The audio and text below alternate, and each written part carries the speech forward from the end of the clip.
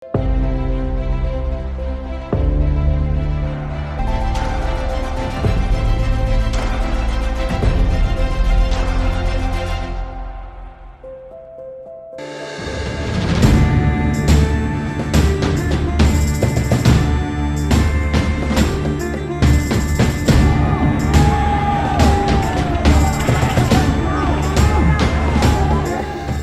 adalah sebuah napaktilas tentang suatu keyakinan yang terlintas atas jejak-jejak kearifan yang tersisa.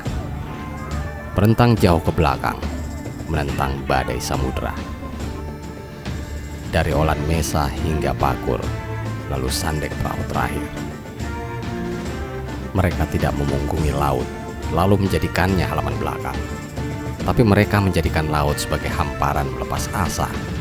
Tak hanya menyambung hidup, tapi juga membentang diaspora. Kala Timur, angin menjadikan mereka Pambalambang, Penggresik, Panjohor, Patumasek, Paselangor, hingga jauh ke utara dan timur laut. Kala Barat, mereka menjelma menjadi Patawau, Pasanger, Pasalu, Pamareke, melepas sau di Solomon dan Pasifik.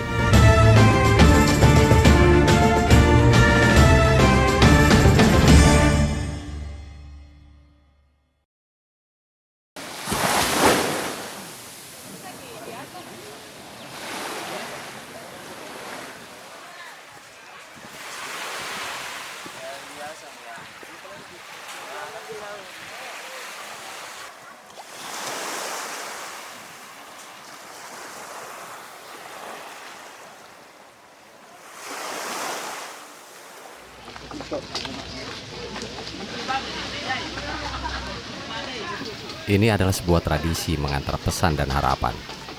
Tak hanya menjadi ritual, namun ia sudah menjadi pola hayat. Sisa-sisa kejayaan Austronesia itu masih terlihat.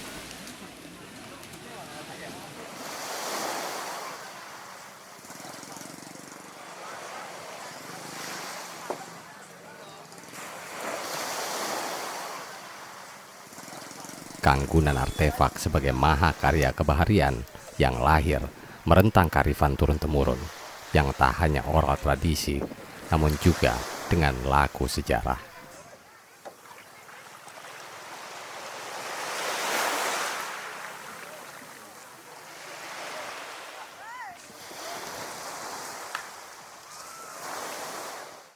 Orang Mandar menyebut sande.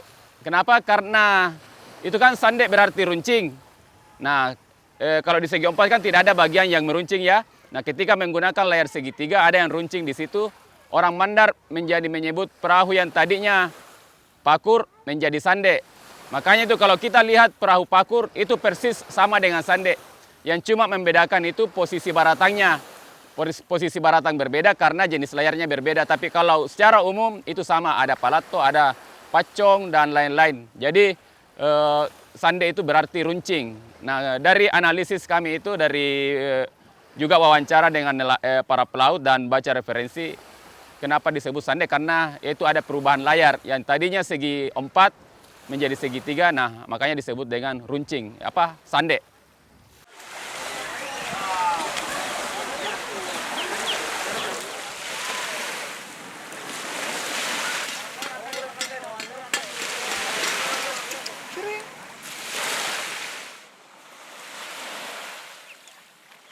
Air laut tak bisa terlepas dalam pola hayat masyarakat Mandar sendiri.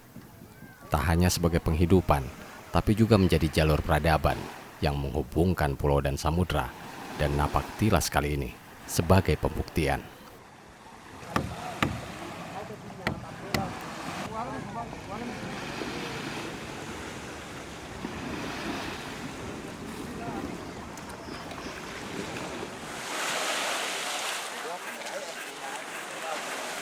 Bentuk yang ramping dan runcing kini didesain untuk keperluan lomba agar lebih lincah dan cepat. Klasiknya dulu agak lebih besar, dan itu untuk keperluan berdagang dan mengangkut barang.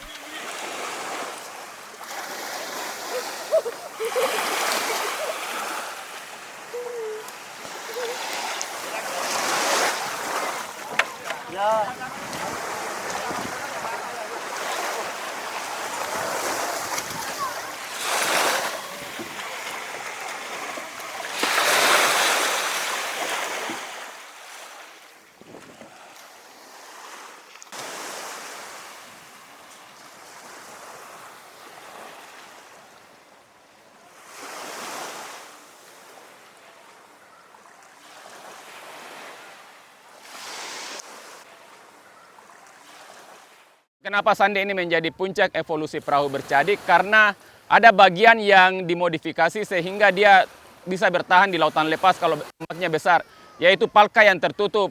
Itu di perahu jenis lain yang perahu-perahu tradisional di Nusantara tidak ada seperti itu. Jadi misalnya perahu di tempat lain itu kalau ombak besar langsung masuk itu enggak, itu akan langsung tenggelam. Sedangkan Sande itu ada penutupnya, jadi biar ombak besar itu enggak apa-apa, enggak masuk air, tidak langsung banyak. Nah itulah yang menyebabkan sehingga Sande bisa menyeberangi pulau, bisa berlayar ke Pulau Kalimantan, ke Jawa, dan ke Sumatera. Dulunya itu digunakan sebagai perahu dagang. Perahu dagang, terus untuk masyarakat pesisir bisa juga digunakan untuk menangkap ikan.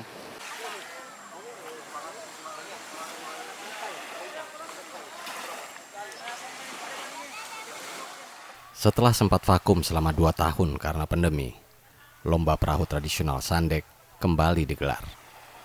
Sandek Festival 2022 ini melewati rute yang lebih panjang dan menantang, yakni menyeberangi Selat Makassar dengan titik selatan Sulbar, Tanjung Silopo, Polewali Mandar, dan finish di Balikpapan, Kalimantan Timur.